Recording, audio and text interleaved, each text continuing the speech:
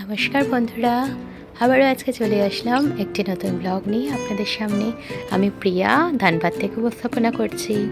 সকাল শুরু হয়ে গেছে। সকালবেলায় এসে গেলাম রান্নাঘরে এসে দেখছি কাল রাত্রে আমি না ছোলার ডাল ভিজিয়েছিলাম কিছু রান্না করব বলে। তো এইটা হচ্ছে আমার হাজব্যান্ডের ফরমাইশি। আমি নাকি তাকে বহু কাল ধরে খাওয়াইনি এই রান্নাটা।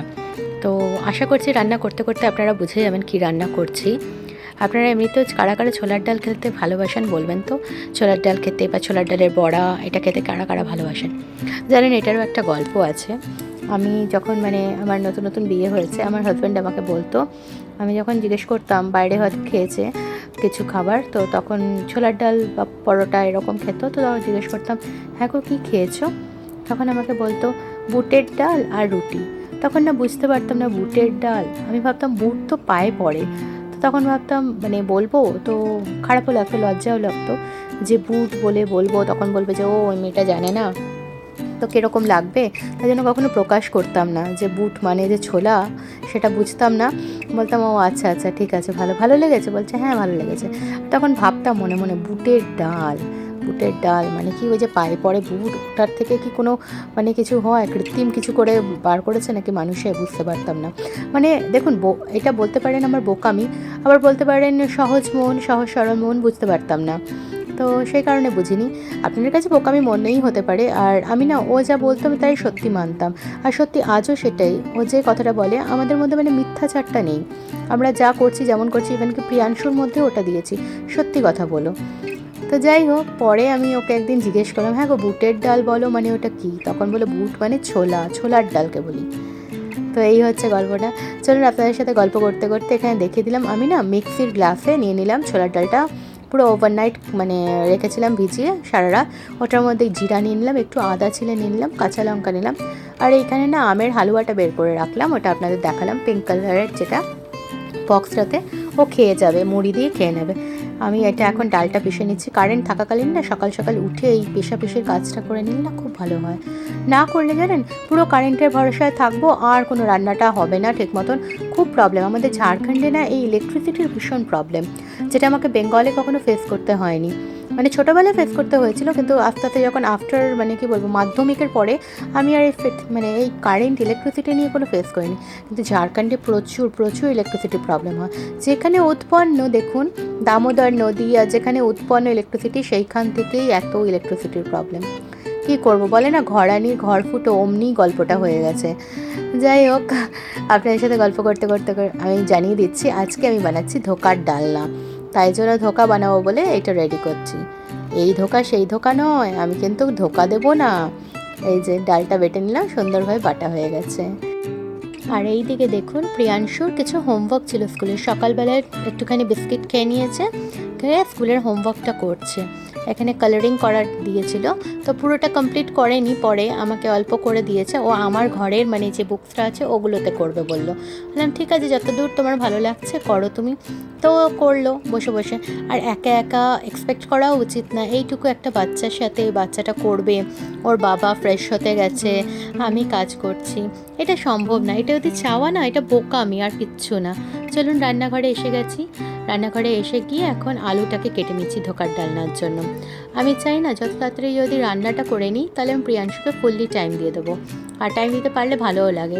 আমি এদিকে ঘরের কিছুটা কাজ সকালবেলায় উঠে বিছানা উঠিয়ে ঘরটার পরিষ্কার করে নিয়েছি, আর হাজব্যান্ড কিছু হেল্প করে দিচ্ছে, ডাস্টবিনগুলো পরিষ্কার করে আনলো। বললাম ঠিক আছে। এখানে দেখুন প্রিয়াংশু লিখে নিয়েছে, বললো যে এই যে মামাম করে নিয়েছি ম্যাথসটা, এটা স্কুলের হোমওয়ার্ক ছিল। আমি ভীষণ খুশি হলাম। এরপরে এটা করাবো। দেখুন ওয়ানের পরে কি নেই লেখো, লেখো।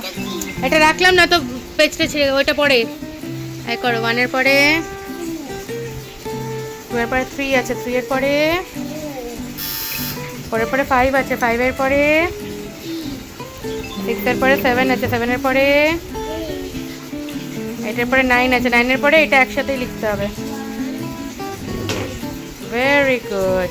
তারপরে দেখো, তারপরে গাড়িটা কি আছে, তোমাকে সেদিন 1 আর 10 শিখালাম না, নাম্বার কি থেকে হয়, 0 থেকে 9 অবধি, তাই তো? 10 তো কোনো নাম্বার হয় না, 10টাকে আমরা বানাই, কিরকম বানাই, 1 একটা নিই 0 একটা নিই, 1 0 10 করি না, তাহলে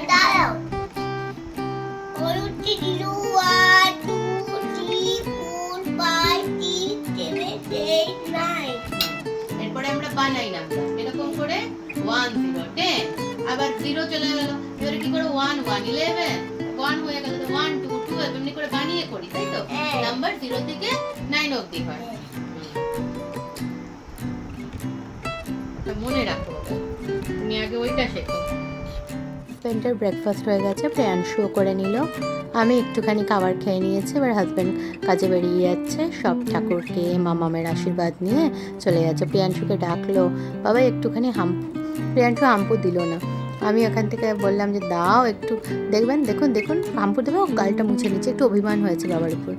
এসে গেলাম, এই যে মুড়ি খাবো, একটু ওর বাবার সাথে 2 চামচ খেয়েছিলাম, না খেলে ওর বাবার রাগ হবে, তাই জন্য খেয়েছিলাম। বললাম আমি মুড়ি খাবো, আমি না মুড়ি খেতে খুব ভালোবাসি, তাই মুড়িটা নিলাম। মুড়ি খেতে খেতে এখানে আমি তেলটা গরম করে নিলাম, আর তেলের মধ্যে আমি অল্প হলুদ দিয়ে দিয়েছি। জানি না কে কীরকম ধোকার ডালনা বানান, আমি আমার মতে বানাই।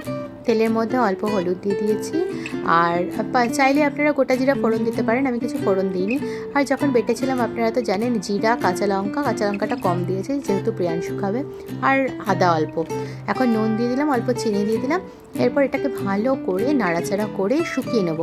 এতটা বেশিও শুকাবো না যে ধোকাটা কাটলে পরে ভাজলে পরে যাতে ফেটে যায়, ওটাও করব না। আর এতটা মানে গলাও রাখবো না যাতে ধোকা তৈরিই হলো না, তাও না। এই যে এরকম স্ট্রাকচারে না নামিয়ে নেব। নামিয়ে নিয়ে আমি একটু তেল দিয়ে এটাকে আবারও মানে সুন্দর করে রাখবো। আমি থালাতে নামাতে গেলাম, মনে পড়লো না না না নামালে হবে না, আমি তেল দিয়ে দিই একটু থালাতে, নয়তো আবার না উঠলে অল্প তেল দিয়ে দিলাম। তেল দিয়ে তারপরে ওর মধ্যে নামাবো। নামিয়ে এই গরমটাই অল্প অল্প তেল যে হাতে আমার লেগে আছে, সেই হাতের তেল দিয়ে আমি একটুখানি সেট করে নেব, আস্তে আস্তে সেট করে নেব। সেট করে নিলে খুব সুবিধা হয়। অনেক সময় কী হয় বলুন তো, এটা রেখে দেবেন না, এটা রেখে দিলে আর কিন্তু হবে না, মন্ড হবে না। তাই জন্য এই মুহূর্তে গরম যতটা হাত সয় গরম, ওই হাত সয় গরমের মতনই মানে আমাকে সহ্য করে সেটা করে নিতে হবে। তো অমনি করেই করে নিচ্ছি। আর দেখুন, আমরা মেয়ে ছেলে, আমাদের সহ্য ক্ষমতা আছে, মেয়ে ছেলে বলে নয়, ছেলে মেয়ে পুরুষ মানুষ হোক আর মানে মেয়ে মানুষ হোক, সবাই সহ্য করতে পারে। সহ্যর ক্ষমতা আর ক্যাপাসিটি ডিপেন্ড করে মানুষের মানসিকতার উপরে, যে আমি করব কি করব না। আমি সংসারটা ভালোবাসি, তাই সংসারের প্রতিটা কাজ করতে ভালোবাসি। হ্যাঁ, সম্ভব হয় না প্রত্যেকটা কাজ আপনাদের সাথে শেয়ার করার, কিন্তু যথাযথ চেষ্টা করি যাতে শেয়ার করি। আর রান্না আমার খুবই ভালো, মানে একটা প্যাশন, হবি বলতে পারেন। যেন হয়ে গেল, এরপরে না আমি ছুরিটাতেও তেল লাগিয়ে নিয়েছি। লাগিয়ে নিয়ে ঠিক ধোকার আকারে কাটবো, মানে যেটা হচ্ছে ডায়মন্ড শেপ, সে বরফি আকারে কেটে নেব। আর বাদ বাকি যে সাইডে থাকবে অল্প অল্পগুলো, ওগুলো থাকবে। স্নান হয়ে গেছে, প্রিয়াংশু আজকে সকাল সকাল করলো, তাই স্নান করিয়ে দিলাম। চলো খাটে, চলো খাতে। আর খাটটা দেখবেন এই যে পুরো ভরিয়ে রেখেছে, দেখেছেন? এই যে মহারাজ। প্রিয়াংশুকে রেডি করিয়ে 2টো বিস্কিট দিয়ে দিলাম, কারণ স্নান করে খালি পেটে থাকতে নেই। আমার মা বলতো, আমার শাশুড়ি মাও বলেন এটা পিত্ত পড়ে যায়, তাই জন্য ওকে আমি 2টো বিস্কিট দিয়ে দিয়েছি। আর এখানে এসে গেছি, দেখুন পুরো ডায়মন্ড শেপে আমার মানে ধোকাগুলো রেডি হয়ে গেছে। এবারে ভেজে নিচ্ছি, কিন্তু আবারও বলছি ধোকা কিন্তু দেবো না, কিন্তু ধোকার ডালনা করে বানিয়ে সবাইকে খাওয়াবো। এই যে সুন্দর করে ভেজে নিচ্ছি, একটা করে এমনি করে ভেজে নেব। আর একটা করে এই জন্য ভাজছি, তা মানে কি বলুন তো, তাহলে না এটা ওটা করতে গিয়ে না, এটার পাশে ওটাকে উল্টোতে গিয়ে যাতে ভেঙে না যায়, ওই জন্য সুন্দর করে ভেজে নিচ্ছি। আপনাদের পুরো ভেজে দেখাবো। এই দেখুন এরকম হয়েছে। আর সাইডে যে টুকরোগুলো, ওইগুলোও ভেজে উঠিয়ে রেখেছি। আমার না খুব ভালো লেগেছে। আর এইটা নিয়ে যাচ্ছি, চলুন। ছোট্ট সোনা খেয়ে বলুক কেমন লাগে। বাই। আস্তে, গরম থাকবে না, কখনো না, তাহলে পেট খারাপ হবে বেশি। আস্তে করে মুখ নিচে করো। কেমন লাগছে বলতে হবে, সবাই দেখছে, হাত দেখিয়ে। আপনারা তো শুনলেনই কি বললো প্রিয়াংশু। এসে গেলাম আবারও রান্নাঘরে, গোটা জিরা ফোড়ন দিয়ে দিলাম, দিয়ে আলুগুলো দিয়ে দিলাম, টুকরো করে কেটেছিলাম। আমি যখনই আলু ভাজি না, যে কোনো মাংসের আলুর জন্য হোক যাই হোক, এই দেখুন এখানটা না আমার এক্ষুনি ছ্যাঁকা লেগে গেছে, তো আমার ছেলে তাড়াতাড়ি এসে আমাকে টুথপেস্ট লাগিয়ে দিয়েছে। প্রিয়াংশু এদিকে সত্যি খুব ভালো, আমি না রিয়েল বলছি, মানে এটা আমার ভাগ্যের ব্যাপার বলুন, সব বড়দের আশীর্বাদ বলুন, ও মানে এই হেল্পটা বড় করে। যাই হোক, আপনাদের সাথে কথা বলতে বলে যেটা বলছিলাম সেটা হচ্ছে, মাংসের আলু হোক বা কোনো কিছুর আলু ভাজতে দিয়ে না আমি অল্প নুন ছড়িয়ে ঢেকে দিই, স্টিমিংয়ে করি, তাহলে আলুটা অনেকটা সিদ্ধ হয়ে যায়।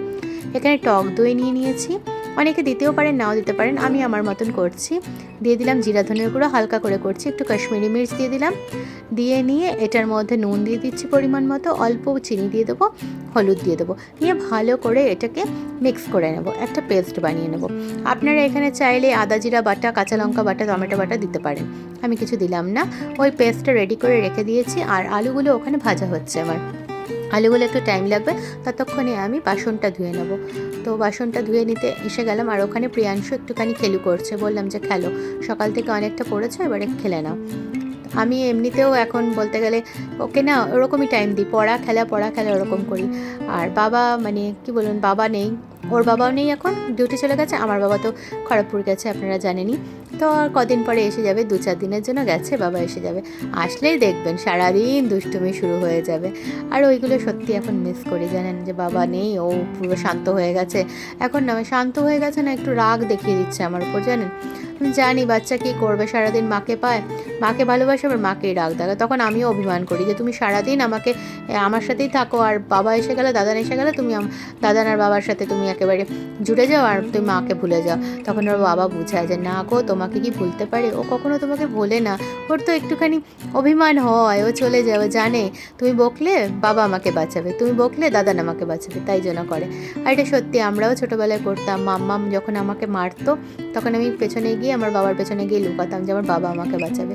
কখনো কখনো না এই ছোটো ছোটো কথাগুলো বোঝার চেষ্টা করি না, আসলে মানে রেগে যাই, রাগের সময় কিছু মাথায় ঢোকে না। যাই হোক, আবারও গল্প করতে করতে এসে গেলাম। রান্নাটা প্রায় আলুগুলো সিদ্ধ হয়ে গেছে অনেকটাই দেখলাম। ওটার মধ্যে দিয়ে দিলাম ওই যে মশলার কাঁচা গন্ধ আসা অবধি নাড়াচাড়া করব। হয়ে গেছে, এবার এর মধ্যে জল দিয়ে দিলাম, বেশিক্ষণ লাগে না, দই দিয়েছি না, আর মশলার বাটি ধুয়েও জল দিয়ে দিয়েছি।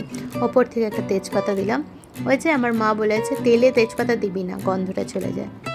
আরেকজন এখানে সব খেলনাগুলো গুছাচ্ছে, ওর স্নান হয়ে গেছে না, খেলনা গুছিয়ে রেডি হোক, খাবারটাও তো খাওয়াতে হবে, আস্তে আস্তে টাইম হচ্ছে, তাই জন্য ও জানে খাবার আগে খেলনা গুছিয়ে নিতে হবে, পড়ার আগে ওগুলো করে নিতে হবে। দেখুন ঝোল টকবক টকবক টকবক টকবক করে ফুটছে, এই সময় ধোকাগুলো দিয়ে দেবো। আপনারা বুঝে দেবেন যে কতটা দেবেন না দেবেন।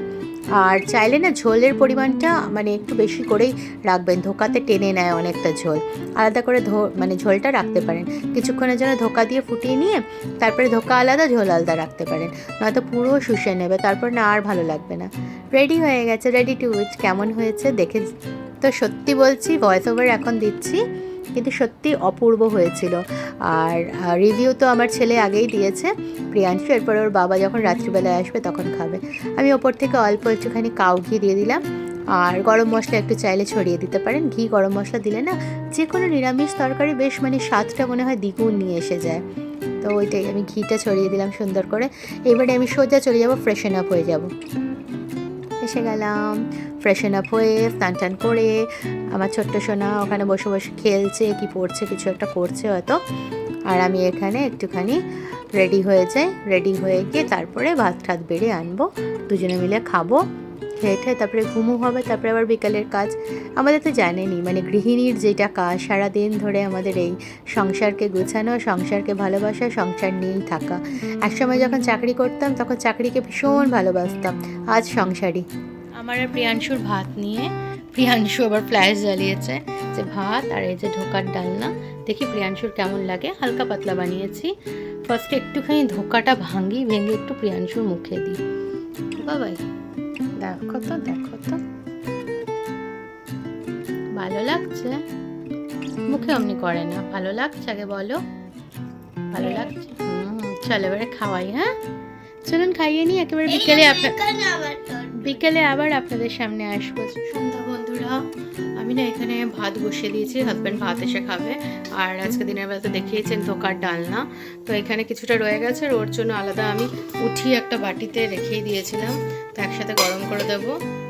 আর চলুন ওইদিকে দেখাচ্ছি, প্রিয়াংশু পড়ছে, আগে খেলছিল দেখুন, খেয়ে হাজারো বিছানা গুছিয়ে এমনিই থাকে, আর এটাতেই এনজয় করি। এখানে পড়ছিল, স্কুলের পড়াটা করলো, এখানে বুকটা রেখেছে, আর এখানে নিজে এখন ঘরের পড়াটা করছে একটু। আচ্ছা এটা করবে, এরপরে ওর বাবা আসবে, সন্ধে তো হয়েই গেল। এই যে ধোকার ডালনা ভাত নিয়ে বসে গেছি, প্রিয়াংশু এখানে খাচ্ছে। প্রিয়াংশু কি খাচ্ছ? লাইটটা জ্বালিয়ে নিই, প্রিয়াংশু খাচ্ছে আলু সিদ্ধ ভাত, ও ধোকার ডালনার একটু ধোকা। আর প্রিয়াংশুর বাবাও এখানে খেতে বসেছে, মেখে নিয়েছে। প্রিয়াংশুকে একটু ধোকা খাইয়ে দিচ্ছে। তুমি খেয়ে দেখো তোমার কেমন লাগছে। ভালো হয়েছে? প্রিয়াংশু তো সকালে বলেছে ভালো হয়েছে। ভাতটা খাও, হালকা পাতলা বানিয়েছি বাবুর জন্য। এখন লঙ্কাটা দিলাম।